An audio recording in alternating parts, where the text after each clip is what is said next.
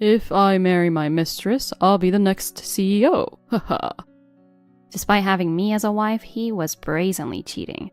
I discovered him cheating on me on a weekday during the day, pretending to go to work, but actually going on dates with his mistress. When I confronted him with photos of his affair, instead of showing remorse, he tried to justify himself. The future is pretty much promised, huh? It's like a guaranteed win. Haha. He ridiculed me by comparing me to the daughter of the CEO, his mistress. The way my husband was acting like he was teasing society was just too funny, and I couldn't hold back my laughter. He was so pleased with himself that he didn't even notice I was laughing. "Whose daughter did you say she is?" As he nonchalantly mentioned the company name, I muttered, "Oh, that one," but he didn't catch it. You and I will divorce. I want to register our marriage quickly. Haha. Yes, of course. Let's get a divorce. There was no reason for me to refuse, so I immediately agreed. Thus, we divorced without a single apology from him. But he doesn't know. He doesn't know about the connection between his mistress's father and my father. He, who was so sure of his win, has no idea what's coming for him. My name is Claire Hill, a 28-year-old housewife. I was living with my husband, Scott, who is 2 years younger than me. Claire, this boy can be a bit clingy, but please take good care of him. When my husband and his parents came to our house for the marriage introduction, I found his character trait to be endearing. While my in-laws were overjoyed about our marriage, I remember my father being worried. Scott, can you truly make my daughter happy? No matter what hardships come, can you face them together? I panicked when my father asked him so directly. I thought Scott would be confused by the pressure. Due to my father's status, I was frequently the topic of gossip. Because of that, my father has become very protective of me. However, Scott confidently assured him, Yes, I will definitely make Claire happy. We would greatly appreciate your blessing on our marriage. With those words, my father reluctantly gave his consent. When I also nodded, showing that it was all right, my father finally smiled. Then my father, who runs a restaurant, treated us to a lavish meal of steak. I thought I could live happily and have fun with this person. However, the frustration gradually built up. Initially, we promised to both work and share household chores, but Scott started making excuses and stopped doing his share. Sorry, I'm a bit tired from work today. Can you take care of the housework? It was hard to say no when he asked with a puppy dog face. Oh, well, can't be helped. At first, I could answer with a smile, but as the same situation repeated itself over and over, it became harder to do so. I quietly took over the household tasks, making sure not to let out a big sigh in front of him. Even though I was working and there were times I came home late, I still did the house chores. Unable to voice my frustrations, my heart gradually grew wary. I have a request. Could you quit your job and become a full-time housewife? That would reduce your burden, right? The whole point was that if Scott had properly shared the household chores, the burden wouldn't have fallen on me alone. However, without arguing, I decided to quit my job as he wished. I was a bookstore clerk, a job born out of my love for books. It was tough at times, but being surrounded by books and blessed with kind colleagues made every day enjoyable. Leaving my job was sad, but my in-laws were the ones who showed concern for me. Claire, we're sorry about Scott, making you quit a job you love like this. We've told that boy time and again to cherish you. Scott, without showing a trace of guilt, simply smiled and thanked me. In contrast, my in-laws, looking as pained as if it were their own matter, apologized and comforted me. It's okay, he was raised by such kind people. He will surely change. I optimistically thought that he would become more responsible little by little, instead of pushing the burden onto me. I decided to trust him. One weekday, I went out to buy a wedding anniversary gift for my in-laws. Wondering whether flowers would be nice or perhaps something like a tumbler that they could use every day, I heard whispering voices as I walked. Wow, look at that couple. They really can do that in the middle of the street? Glancing in that direction, I saw a man and a woman kissing. How bold to do that in broad daylight. I thought to myself as I was just about to go, but then I took a second look and saw that I knew one of them. I couldn't believe my eyes. The man was my husband, Scott. I didn't recognize the woman with him. Why was he here? Hadn't he left for work in the morning, telling me he would be back? No matter how many times I blinked, there was no mistake. It was Scott. The suit color, the bag, all exactly the same. The smile he gave the woman was unmistakably his. I instinctively took a photo of them with my smartphone. I wasn't feeling up for shopping anymore. My heart was racing like crazy, so I decided to head home. Back at home, I couldn't bring myself to do anything. Not laundry, not washing dishes, not even preparing dinner. What should I do? I need to finish these tasks before Scott returns, I thought, standing up from the chair, but my body felt so heavy that I sat back down. As I repeated this several times, night fell, and Scott came home. I'm home. What happened? As usual, Scott entered the living room with a carefree smile. Noticing that neither cleaning nor laundry was done, he looked concerned. I opened the photo album of my smartphone and showed him the photo of him with the woman. Hey, what's this about? Who is she? Honestly, deep down, I wanted him to deny it. I wanted him to say that it wasn't him and that I was mistaken and that he was really at the office, working. Hoping to hear such words, I closed my eyes tight. However, what I heard was a voice calmly admitting to the affair. Oh, you saw that, huh? Yeah, I'm having an affair with the daughter of our client. It was a face of Scott I had never seen before, one that looked down on people. The cold expression, so different from his usually cheerful smile, gave me goosebumps. He gave off the impression of being unapologetically confident, freely sharing information without being asked.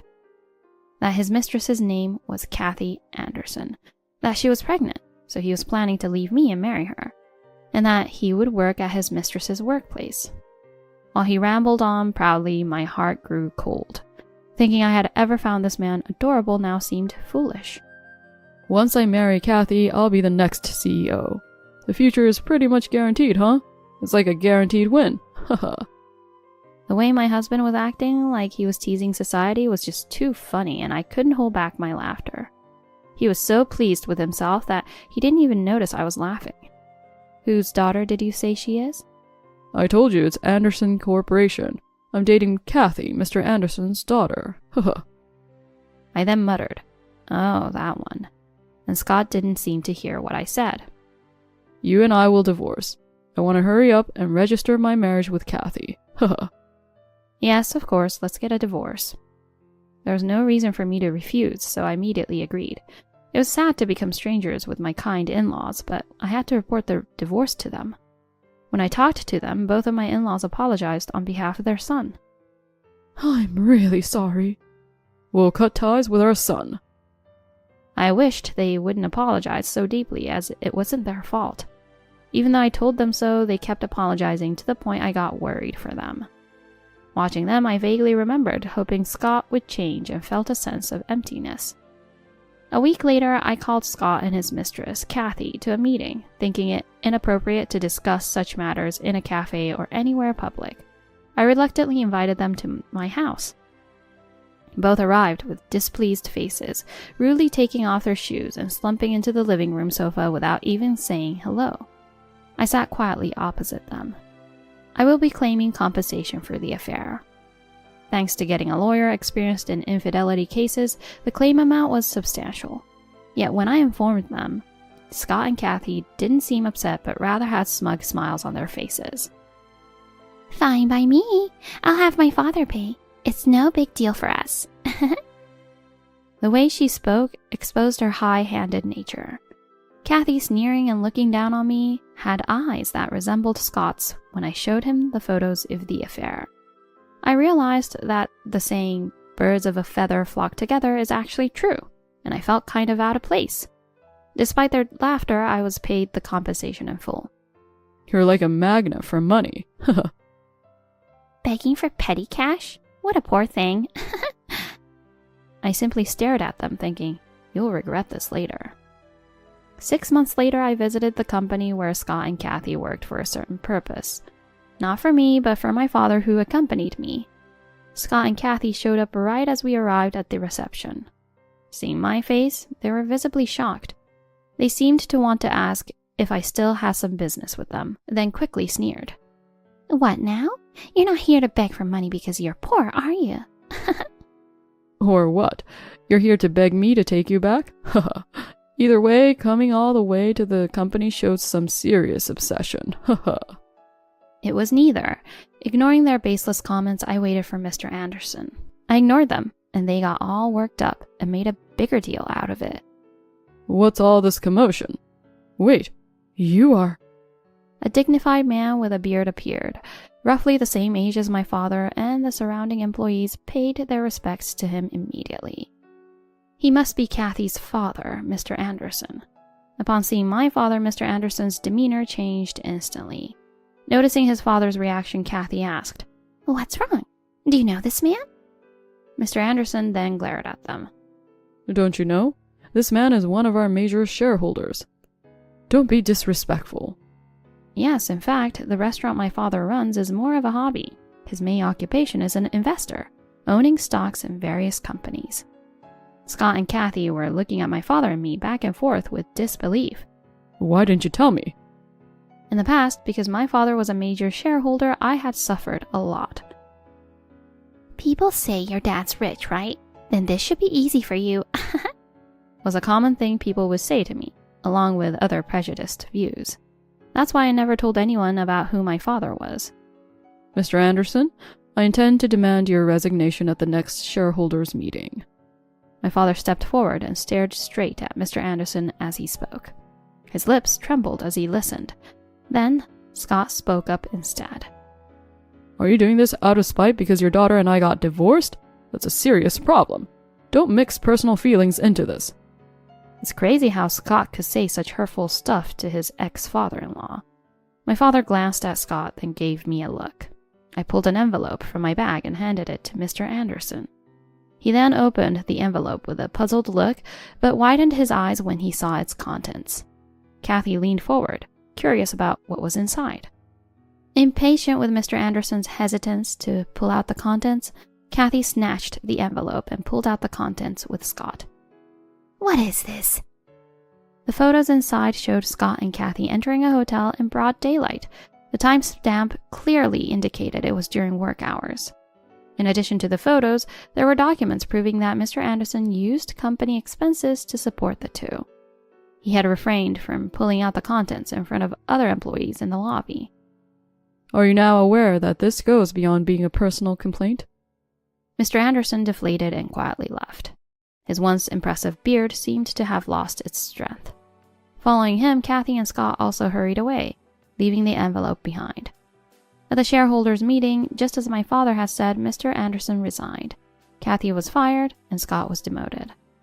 5 years later, my mother-in-law passed away, and I was attending her funeral. The cloudy skies seemed to reflect the sorrow in my heart. The women, who seemed to be friends of my mother-in-law, were quietly crying. Claire, thank you for coming today. No, your wife was always very kind to me. While I was talking to my father-in-law, someone spoke my name. Hey, Claire, that's you, right? I turned to the voice and saw Scott in wrinkled morning clothes. He appeared much older than he should. I was surprised to see him there. I hadn't heard he would be attending. My father-in-law looked as if wondering why he was there too. Why didn't you call me? I'm your son, after all. Mom would be sad not seeing me. He had found out the date and location of the funeral on his own, as he wasn't invited due to being disowned. His loud voice was embarrassing. As Scott approached, my father-in-law stepped back with each word. Well, anyway, I can get part of Mom's inheritance, right? What? How could he say such a thing in front of grieving people? The other attendees stared at Scott in disbelief, isolating him further. You will receive nothing. All of my wife's inheritance will be donated. That was her wish. His voice trembled, barely containing his anger. What? Then how am I supposed to live? Why was he saying that? He has no choice but to work and earn money himself. I wish he wouldn't make a scene anymore. Isn't he aware that people are giving him icy stares? Scott turned his gaze from my father-in-law to me and started approaching me aggressively. I let out a small scream in my throat and quickly shut my mouth. Then, like my father-in-law, I stepped back. Then give me back the compensation. Your dad's rich, so it shouldn't be a big deal for you, right? Hearing his voice brought back unpleasant memories and the words that were said to me before. My face heated up, but I'm not the same little kid I was back then. I took several deep breaths to regain my composure. Why are you so desperate for money? Didn't you say the compensation was just pocket change for you back then? Scott began to explain his current situation. It turns out he had quit his job. The former CEO and Kathy, who's a significant spender, was also in trouble. Their household finances were a disaster. He said he wanted to divorce, but he couldn't because the compensation had been covered on his behalf. That's why I want to give back the compensation to them and get a divorce from Kathy. I need the money for that. But I have no obligation to return it. He should work, save money, and somehow manage the household expenses by living frugally with the three of them. I pointed this out, but he shook his head and suddenly grabbed my arm forcefully. What are you doing? Even though I knew I couldn't yell in front of others, I couldn't help but let out a little scream. Please, I want you to remarry me. He seems to think that by remarrying me, he could get the compensation back and escape from Kathy and her family. I was at a loss for words. I tried to pull my hand away, but his grip didn't weaken at all. There's no way I would remarry Scott. As soon as he owned up to cheating without feeling bad about it, I lost all my feelings for him. Who was it that arrogantly accepted the divorce, claiming victory? And now he's turning the tables, demanding to remarry, mocking everyone. You still love me, don't you? I wanted to slap the delusional man in front of me. However, I'm a rational person. If I did that, I'd be no different from Scott and those who act on impulse without thinking. Any feelings I had for you are long gone. Please, let go of me. Just as I spoke, someone called my name, overlapping with my words. Looking in that direction, a man approached with a little girl in tow. Mommy! The girl called out in a childish voice and ran to me. Who's this? The girl was my daughter. My daughter and I look very much alike. Even without asking, it should be clear that we're mother and daughter, but Scott seemed too shocked to accept it. I've remarried to someone your mother and father introduced me to. Noticing the matching rings on my and my husband's fingers, Scott's strength faded, and he knelt to the ground. I don't know if this would be an apology to you, but I'd like to introduce you to someone wonderful. He's very serious, kind, and sincere. Would you meet him? And that's how I met my husband. My mother-in-law had taken good care of me, so my husband and I attended the funeral. Mommy, what's wrong with him? Pointing at Scott, who seemed oblivious to his surroundings. Startled by her voice, Scott stood up and staggered away as if deflated. Claire, I'm truly sorry. I had no idea he would come here. He apologized to me. It felt like a scene I had seen many times before. Not Scott, but his parents apologizing for his actions. But he should take responsibility for his own actions. I hope Scott no longer involves my father-in-law. After that incident, my father sold all his stocks. He had acquired a considerable fortune. So when Scott mentioned being rich, I was shocked he might have sensed something. But now that he knows I have a new husband, he likely won't bother me again. Scott will spend his life unable to escape from the Anderson family. Thanks to my father's assets, we live a comfortable life. My daughter is growing up healthy, gradually able to do more and more. We watch her grow warmly, together with my father. My father loves his granddaughter. He smiles even wider when she calls him Grandpa. He has become a dependable and gentle grandfather for our daughter. I want to do everything I can to repay my father for helping us. Now I'm helping out at my father's restaurant, something I've wanted to do for a while. Originally open only on weekends because my father ran it alone, we've started opening on weekdays too, thanks to the increased help. Office workers come by during lunchtime on weekdays and families from the neighborhood visit on weekends. Seeing everyone smile and say it's delicious makes me feel warm. We want to continue living happily as a family.